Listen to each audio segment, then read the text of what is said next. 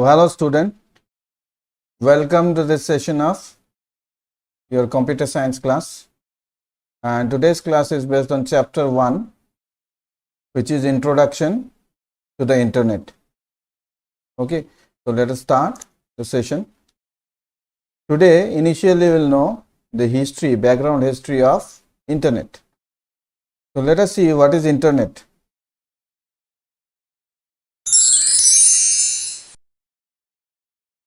So the history of internet is just like this. The first workable prototype of internet came into existence in late 1960s with the creation of a project called ARPANET, or Advanced Research Project Agency Networks, and it was started by US Department of Defense.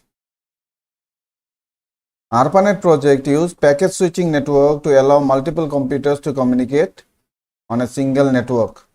Okay, so this was the initial stage of internet, the ARPANET project. Now let us see how this project came into existence.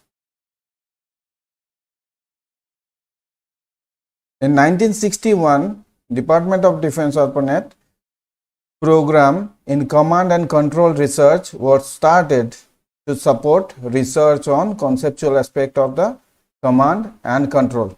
Okay, this was the first communication system they were trying to build. Okay, next in 1962, DARPA introduced a new director to this particular project, control and research program. The name was Jasier Licklider. He was the first person to give the concept of communication of computer. Okay, and immediately after joining DARPA, he changed the project name to Information Processing Techniques Office, or IPTO. Okay, so the name was changed to what? IPTO, from Command and Control Program. Next, in 1965, a development was made in the field of communication. Lawrence Roberts and Thomas Merrill communicated with each other via dial-up connection to create the first wide area network, or WAN.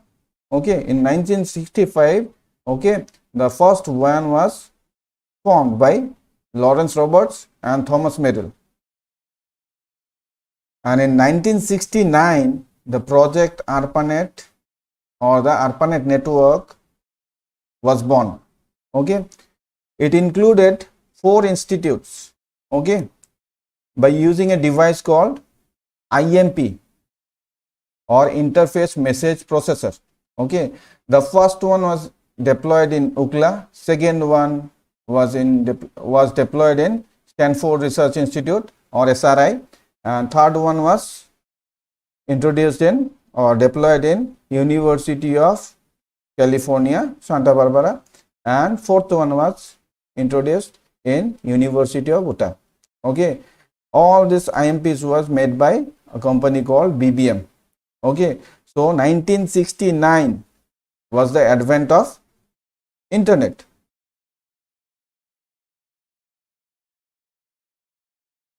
Now in the timeline I have gone up to 1969. Let us see what is the major development that was done in 1972. It was the introduction of email program by Ray Tomlinson, okay, at BBM, and later this program or utility was more developed by or expanded by Lawrence Roberts. Okay, so 1972 is an important year because the email was introduced in 1972. Then in 1974, Robert Elliott Kahn, or he is also known as Bob Kahn, okay, and Winton Gray Cerf, also known as Professor Cerf, introduced the TCP/IP model, okay, transmission control protocol and internet protocol model, okay, to connect all ARPANET like networks, okay, for expanding ARPANET. In the year 1978, the DEC system computers sent the first spam email message for advertisement of their DC system computers. It was the first SPAM that was sent in 1978. And in 1986, National Science Foundation Network, or NSFNet, was founded to promote advanced research and education networking in United States. Okay, so after this,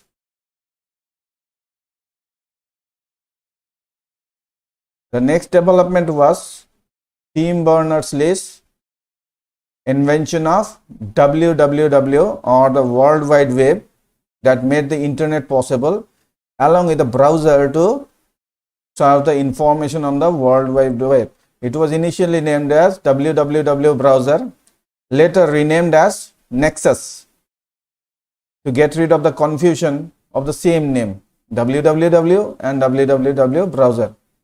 Okay, and eventually in that very year 1989, the first commercial internet service provider, or ISP, the world was introduced. And two more developments were made in 1993 and 1994. We have got the first graphical web browser called Mosaic in 1993, and another browser which was the most popular browser around that 90s was Netscape Navigator, and it was introduced or released in stores in 1994. And 2004, if we see, we have got the launch of Facebook, which has given the concept of Web 2.0, which uses rich web applications, web-oriented architecture, and the social web, where you can share multimedia contents very easily. And then if we see the number of internet users that are increasing day by day, in 2021 January, if we take the data, it is 4.66 billion active internet users worldwide, which is 59.5% of the global population. So around 60% of the global population are using internet nowadays. So this is how internet has came into existence through the concept of ARPANET project, and nowadays we cannot think our life without the use of internet. So in our chapter, okay, we have first gone through the history of internet and its development. The next topic is a question: what is internet? So to define internet, we can say internet is nothing but an interconnection of several computers from different networks spread across the world. So you can call it, in short, a network of networks. Okay, it is a global network of networks. So it is a network of networks that spread globally.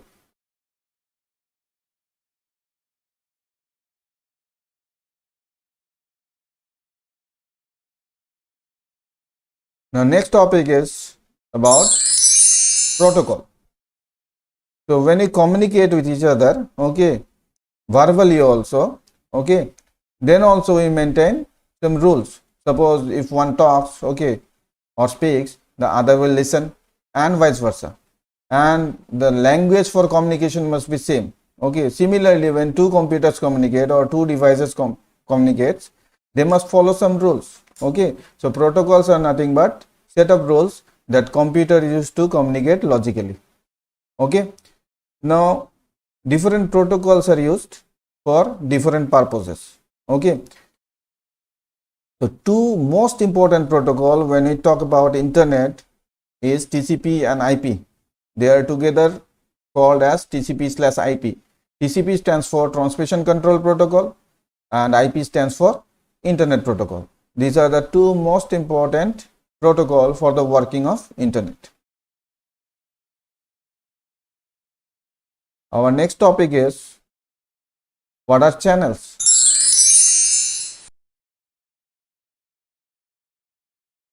Channels are nothing but medium that are used to carry information from one computer to another. So these are nothing but medium of exchange.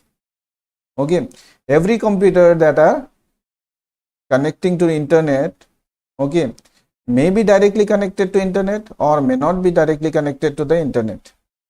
Okay, if a computer is not directly connected to the internet, in turn what they will do, they will connect to some channels, and further those channels which are connected to either routers or modem can serve the computers with internet connection.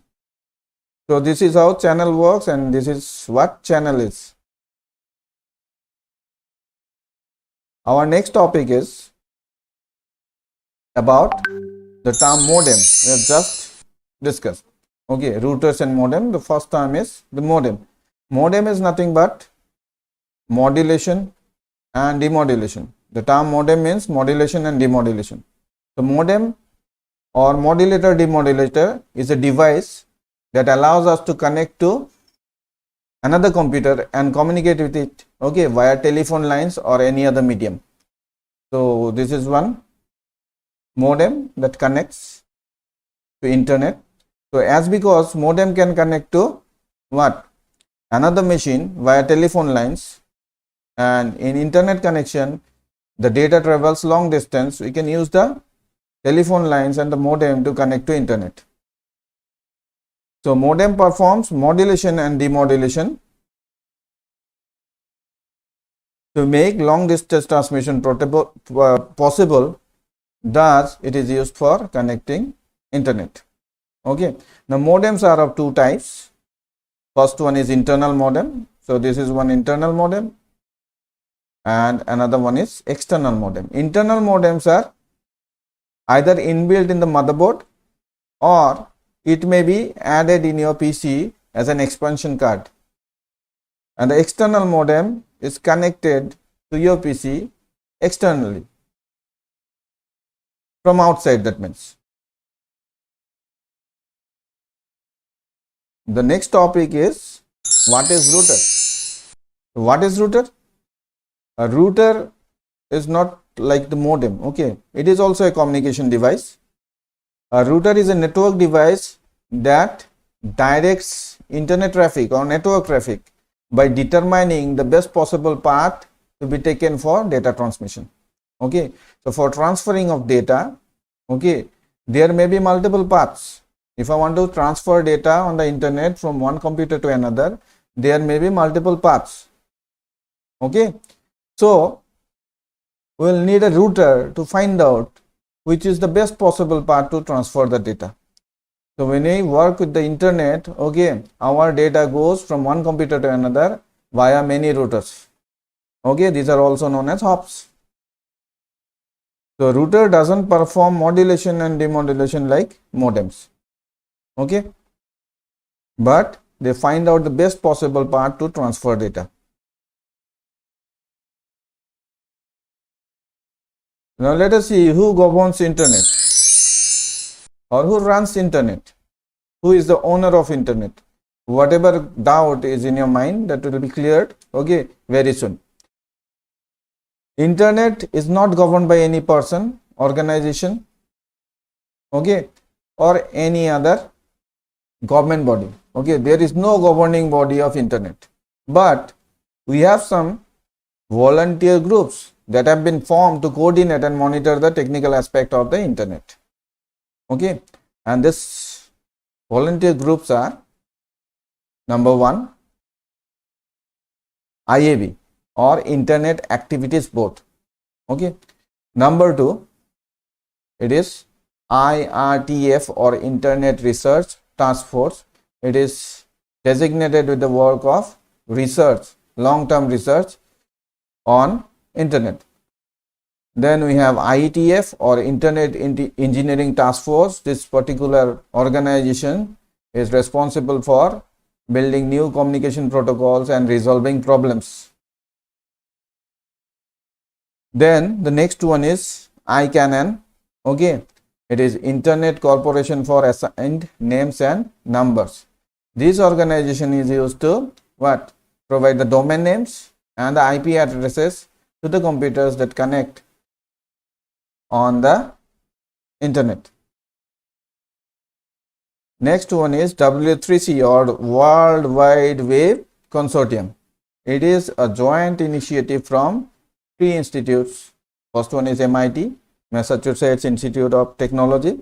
Then we have CERN, European Council for Nuclear Research. Okay, it is not the full form. The full form is not in English. Okay.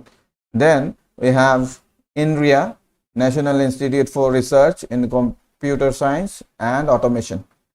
These three institutes jointly is managing this identity called W3C, or World Wide Web Consortium. So I hope it is clear who governs internet. Now, how internet works? The working of internet, it is totally dependent upon two protocols. These protocols are called TCP and IP. Suppose we have a computer A and another computer called computer B. They want to exchange data. Okay, A want to send data to B. Now, if both the computers are on the internet, what they will do? They will comply with this protocol. Okay, this protocol set is called TCP IP. TCP stands for Transmission Control Protocol and IP stands for Internet Protocol. So these two protocols are very necessary or very important on the internet. For the proper working of internet, these are the two most important protocols that are to be discussed. Now, how TCP/IP? We'll see how TCP/IP help us to send data from one computer to another on the internet. Suppose computer A wants to send data to computer B. So data is here. Computer networks like internet are packet switching network. It is already discussed earlier when we are discussing ARPANET. Okay. So when data is to be sent, they are broken down into packets. Okay. They are broken down into packets by this protocol called TCP. So data is passed to TCP and it breaks the data into packets. Packets are nothing but manageable fragments of data, and these packets will pass through multiple communication lines to reach the destination. And in this case, after breaking down the data into packets, TCP has nothing to do. So the data will be submitted to Internet Protocol. Internet Protocol will label the data packets with the source and destination address, and it will also put the sequence number on the data packets, so that when the data reaches the destination, they can be reassembled into the whole file or a single file. Okay. As because there is no guarantee on the internet, packet switching network like internet doesn't guarantee that the data packets will reach in the same sequence in which they were sent. That's why sequence numbers are put. So if this data are sent via multiple paths and they reach the destination, okay, as you are looking at the animation, okay,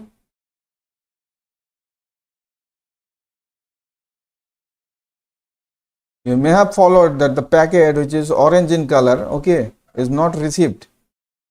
It was lost in transit. Okay. So if a data packet is garbled, the other end's TCP comes into act. So when the data reaches the destination, okay, destination's TCP again reassembles the data into packets. So it will accept the data. Only 3 packets are delivered. Okay. So it finds a packet is missing. So it will again report it to the other end's TCP to resend this orange color packet. Okay, I have just colored the packets. Okay, there is no color on the packet physically. Okay, to make you understand easily. So that orange color packet was missing. So it will request the other end's TCP, computer A's TCP, to resend the data. Again, the data will be resent, and it will be collected by this end's TCP. Once the data is collected, the data is converted into a single file, like you can see here. Okay, so then the computer B can accept this data. So this is how TCP/IP is instrumental in what? The working of internet. Now let us see how we can log on to internet. Okay, to log on to internet, we need few things. So let us see what are the things we need to log on to internet. So let us see the requirements for logging onto the internet. The first one is an internet connection. We must have an internet connection. It is the primary thing. Okay, and who will provide us internet connection? That is the issue. I've already discussed or mentioned a term called ISP. Internet connection is provided by an organization called ISP or Internet Service Provider. Okay. In India, we have ISPs like BSNL, Airtel, Reliance. All these are ISPs that provide us internet connections. So we can choose our ISP, okay, and take our internet connection. Now, how to choose an ISP? Choosing an ISP is a very simple thing, but we have to go through some parameters. These parameters are the technology we are using. Suppose I have a broadband modem, I can take a broadband connection then. But if I have a dial-up modem, I cannot take a broadband connection. So the technology must be supported for taking a particular type of internet service from the internet connection from the ISP. Then the speed. If speed is a matter, I'll definitely take broadband connections. Okay. Otherwise, if speed is not a matter, I can go for a dial-up connection. Okay. Then usage. How much data I'll consume per day, per month. According to that, I should choose a plan from the ISP. And the cost. How much money will be taken from me by the ISP for providing me the connection or plan, data plan.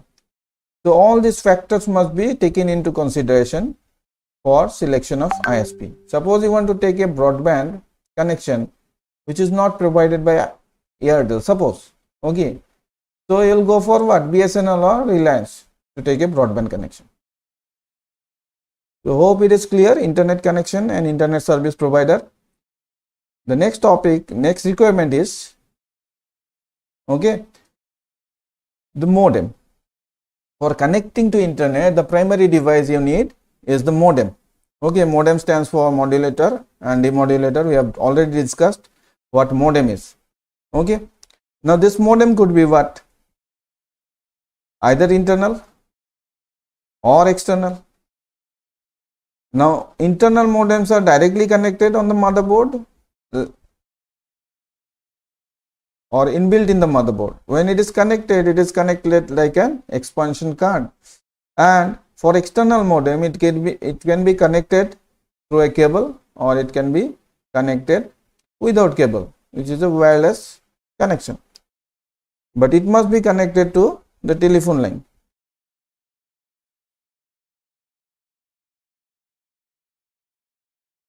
Our next requirement is the internet access. It is not a requirement actually, it is how we are going to access the internet. It will determine what type of internet connection we will take. Okay. So internet access could be dial-up. Suppose I have a dial-up modem and I don't need too much of speed. So earlier stages we get dial-up connections. Okay, we used to get dial-up connections. It was very slow, transfers data at the rate of suppose 10 KB. Okay, 10 kbps. So dial-up connections were very slow. Okay, and it was the primary connection that we have got. The feature of dial-up connection is it is the slowest type of connection we can have. When dial-up connection is connecting, we have to dial up the ISP and submit the username and password to connect to internet services. And after finishing our work, we should terminate the connection. That's why it is called dial-up. To connect to internet, we must dial the ISP and then by using the username and password provided by ISP, we will connect to the internet. And after working is finished, we will disconnect the internet connection. Now, while we are using internet connection, we cannot use the telephone line simultaneously in case of dial-up connection. This is a drawback of dial-up connection. Next type of connection we can have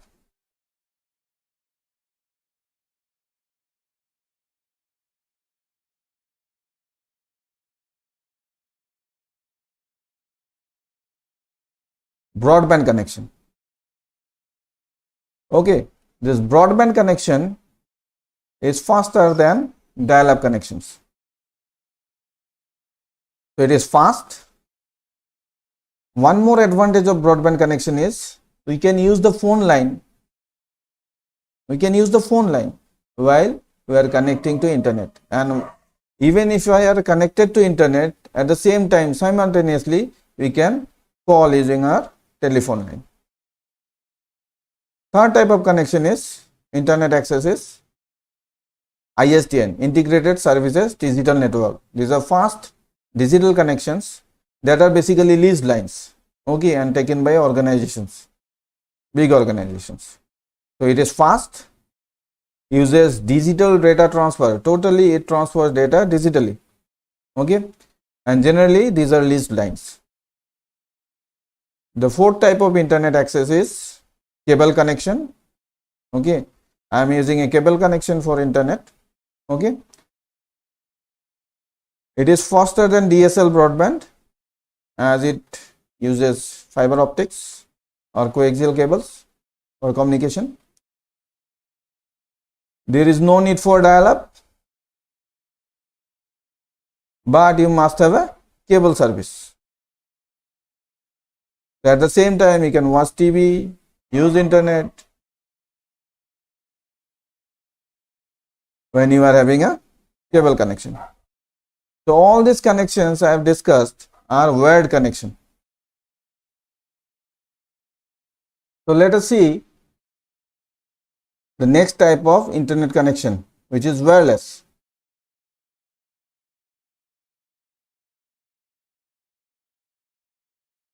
It is satellite service, and this kind of satellite service doesn't use any cable, and rather they use communication satellites. The transmission of satellite communication heavily depends upon the climate or the nature. If it is too cloudy, raining heavily, the connection may disrupt. But the advantage of satellite communication is it can be used anywhere. The next is Wi-Fi. Wi-Fi stands for wireless fidelity. So it is a wireless communication within a short distance, and the areas where this Wi-Fi service can be accessed are called hotspots. So it is a wireless LAN with internet, uses radio or infrared signals for communication, and it can be accessed for fee or free. Next connection is WiMAX. It is a wider version of Wi-Fi. This can spread within a radius of 30 miles. This is a very high speed wireless internet, uses radio wave or microwave for transmission, and it can cover up to a radius of 30 miles area. Next is mobile internet service. Mobile internet service is provided by mobile service providers, and the internet connections we get are named by generations like 2G, 3G, 4G, like this.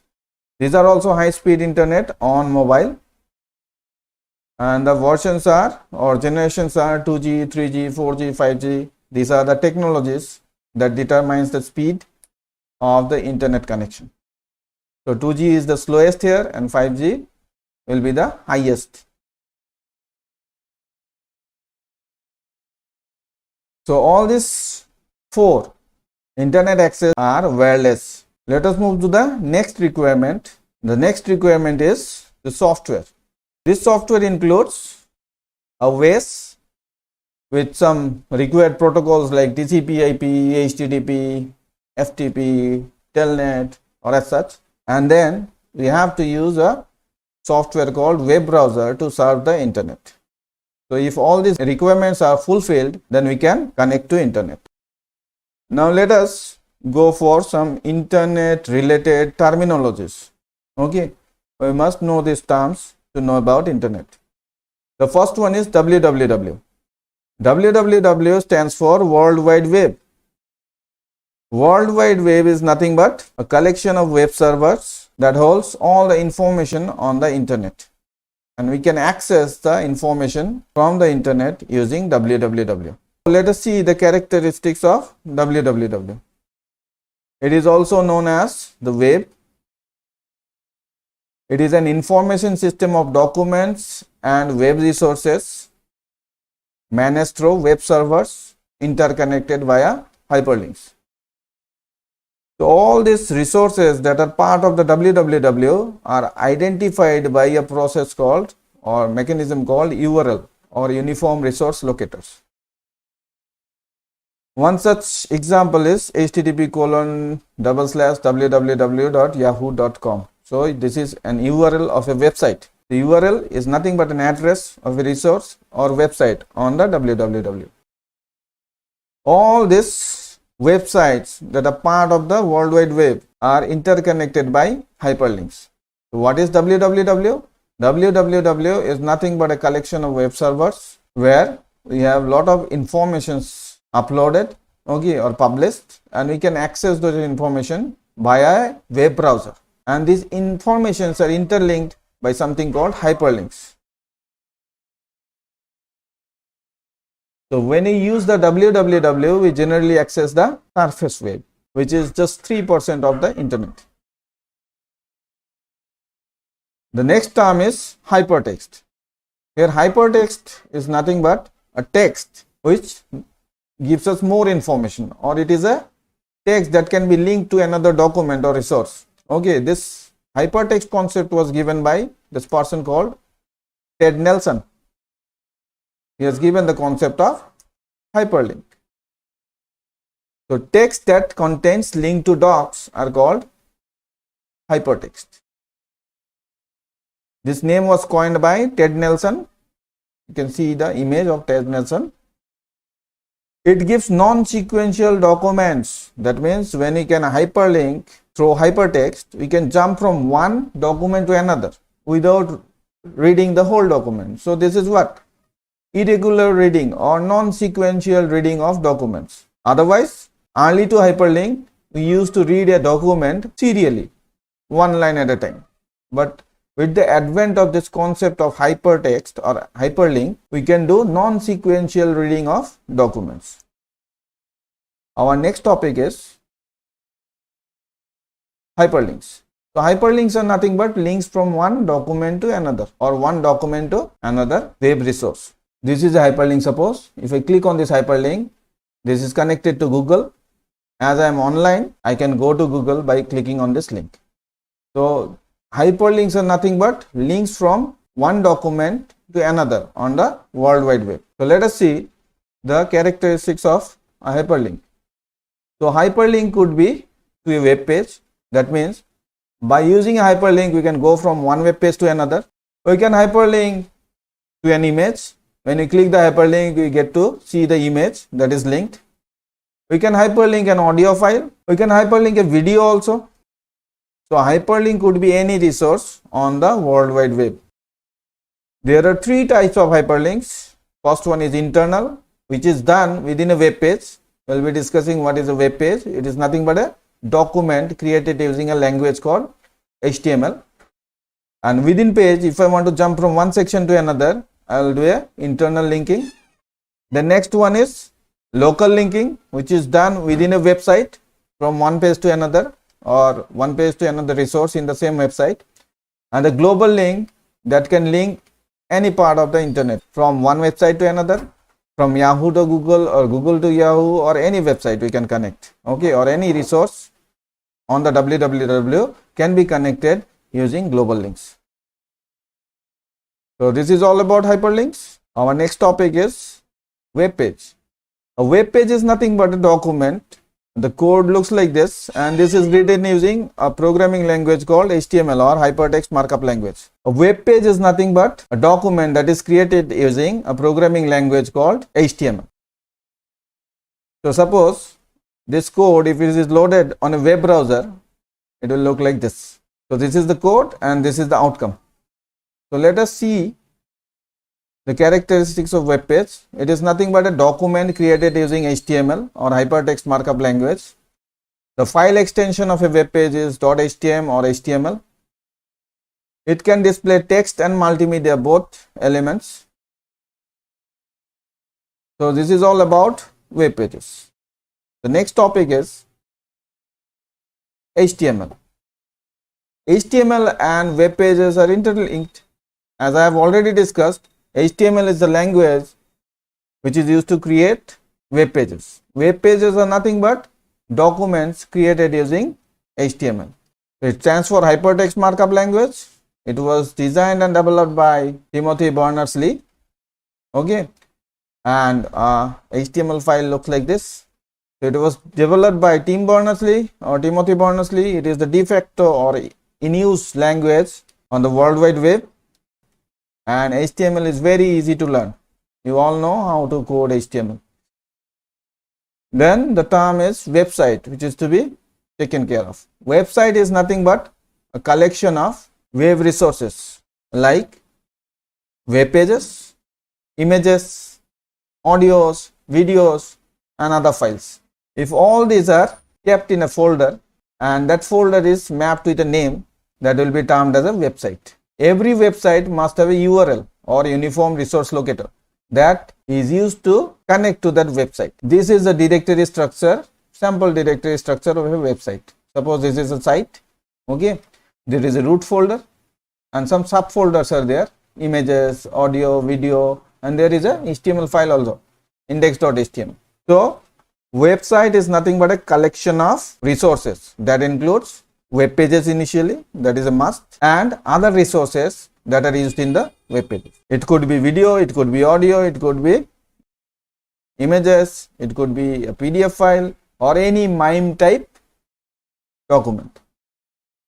So these are some websites: Flipkart.com, YouTube.com, Yahoo.com, Amazon.com. All the interfaces are shown. Okay. So these are the URLs or addresses of the website. So to connect to a particular website, we must type the address of the website on the web browser's address bar. And then if I hit enter or we hit enter, we will get the website displayed. Our next topic is the home page. Home page is nothing but the primary page or the first page that gets loaded when we connect to a website. Suppose we type the address yahoo.com in the address bar of our web browser and hit enter. Then if I hit enter, I'll get to see the Yahoo website. Now I haven't requested for a particular web page, but still a web page is displayed. What is the name of this web page? This must be the index page. Okay, because every website must have a home page and this home page must be named as index.html. Okay, so the home page name must be index.html. When we connect to a website, it particularly searches for this index file and loads it. But for a web browser, the home page is different. When we load the browser or open the browser software, the page that loads is called the home page of the web browser. Now what is a web browser? For surfing the internet, we need a software called web browser. It is a software that helps us to surf the internet. The first graphical web browser was NCSA Mosaic, National Center for Supercomputing Application. They designed this browser called Mosaic. Okay, and later on in 1994, Netscape Navigator was designed by Netscape Incorporation. And the most popular web browsers nowadays are Mozilla Firefox, Google Chrome, Internet Explorer or the Edge and Safari. Our next topic is web server. So web server is nothing but a computer, powerful computer that hosts, that is a host for all the published websites. So there are many web servers on the internet that manages internet, and that are connected, those are connected by hypertext. So Apache, Microsoft IIS, these are examples of web servers. So it is a special software housed in a server computer, stores information in form of different websites, accept request from web server via HTTP or HTTPS, which is the secure HTTP connection, and then it can serve the requested web pages back to the web browser, so that the user requesting from the web browser can see the web page. So it is basically a server computer that serves all the requested web pages on the World Wide Web. To whom? To the computers that are connecting to internet, and they are requesting via a web browser through a protocol called HTTP. The next one is publishing of a web page. I have already discussed publishing of web page means to transfer all the files related to a web page. Suppose let us take the example of https://www.ncga.com. Suppose these are the web pages. These are uploaded or transferred to a web server, okay, in a particular folder supported with this URL to make this a website. So publishing of website is nothing but transfer of the website related files on the web servers. So publishing is nothing but transfer of website to a web server, from the local machine to the web server. Published website is available for everybody through the internet. HTTP or HTTPS are protocols that are used to transfer any kind of information on the World Wide Web. So when we try to connect to a website via a web browser, okay, we are actually sending a HTTP request to the web server. Next topic is web surfing or web browsing. I have already discussed. Browsing or roaming around the internet by using different links and URLs, okay, it's called surfing or web browsing. We do web browsing to find information on the internet. So suppose we roam around the web pages by clicking on links on the internet, one after another we go through pages. This action is called web surfing or web browsing.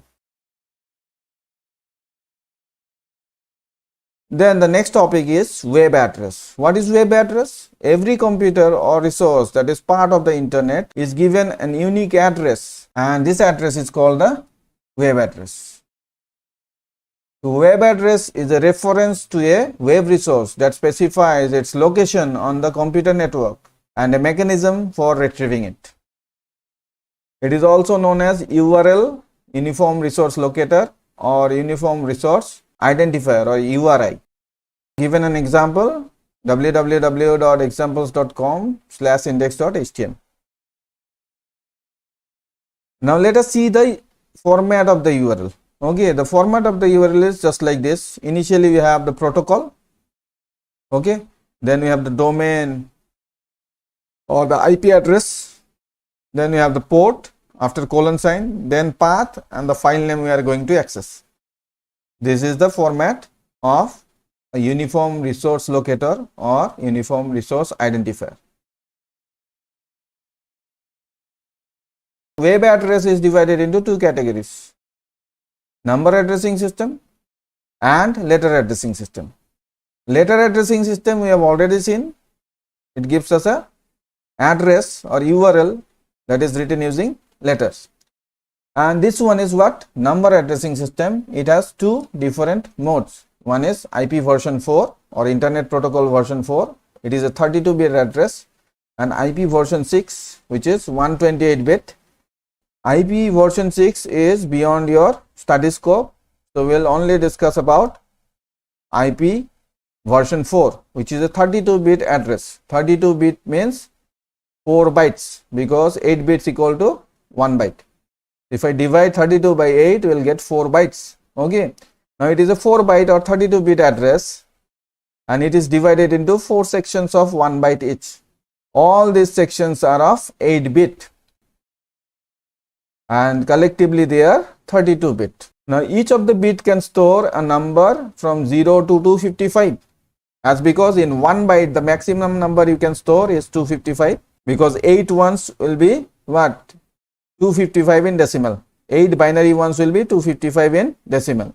So from 0 to 255 any number could be stored in each place, each bit place, and all these numbers are separated by dots like this.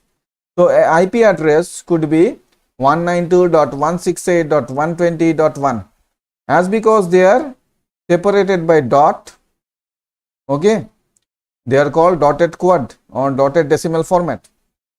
And in this case the first 3 bytes are called the network part, and the next 1 byte is called the host part, and this is a C class address. Now what is class or what is address class? Okay, so let us discuss address class. We have 5 different IP address classes, namely A, B, C, D and E. Let us see how IP address classes can be identified. So first we will discuss the class A, okay, then we will discuss what is the first octet value. Octet means 8-bit value, that will make it a IP address class A. That means in a IP address 4 bytes are divided into 4 parts of 1 byte. So this first 1 byte or 8-bit determines the class of the IP address. Then how many networks will be supported, we will see, and how many hosts per network or computers can be added per network, we will see, and we will see the usage also, why it is used. So class A address is determined by the first octet value. So if the value of the first octet is suppose 126.1.1.1, so this 126 is within 0 to 127, so this will be termed as a class address. So here the network is only 1 byte and the host is 3 byte. So these are universal unicast addresses. Number B, after 127 it comes from 128 and it goes to 191. If the first octet value of the first value of the IP address is between 128 to 191, it is a B class address. We can identify a B class address by this first octet value. If the octet value is 128 to 191, any value within this range, then it will be a B class address. In B class address, as it is the second one, there are 2 bytes network. 2 bytes network means 65,535 networks approximately, and then 2 bytes of host. So every network will have that many computers, and it is also a universal unicast address. Then comes class C address. These are used for what? Local area networks, because in local area networks number of computers are less and there may be different local area networks, lot of local area networks, so number of networks are more. So if the octet value is between 192 and 223, it is the C class address. The network part is 3 bytes, first 3 bytes, so it will be 16 million networks approximately, and only 255 computers per network. And then we have 2 more IP address classes, D and E. D is used for multicasting and E class is reserved for research and experiment. D class address can be identified by the octet value, first octet value of 224 to 239, and E class address can be identified by octet value, first octet value of 240 to 255. So this is all about different classes of IP address. This is the end of our session. In the next session, we will discuss chapter 2. Before that, we will go through the exercise questions of this chapter. I am signing off now. Okay, we will meet in the next session.